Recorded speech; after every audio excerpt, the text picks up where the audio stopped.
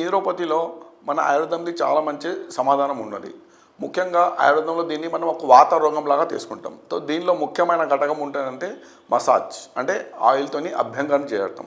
ఆ అభ్యంగం పేషెంట్ ప్రకృతి బట్టి దానికి వాత పిత్త కఫం ఉంటుంది, ఏ ప్రకృతి ఉన్నది, ఏ లక్షణాలు ఉంటుంది, దాన్ని బట్టి మనము నూనెతోని మసాజ్ చేపిస్తాం. దాంతోపాటు పంచకర్మ ట్రీట్మెంట్లో మన వస్తి ఉంటుంది, అనిమల్ అంట.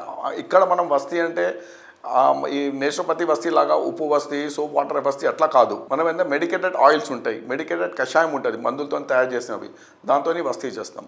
ఇంకొకటి ఏమంటే చాలామంది ఏమనుకుంటారు, ఈ న్యూరోపతి కోసము మనము చేదు పదార్థాలు తింటే మనకు షుగర్ కంట్రోల్ అయిపోతుంది, మనకు తిమిరిపోతుంది అనుకుంటారు.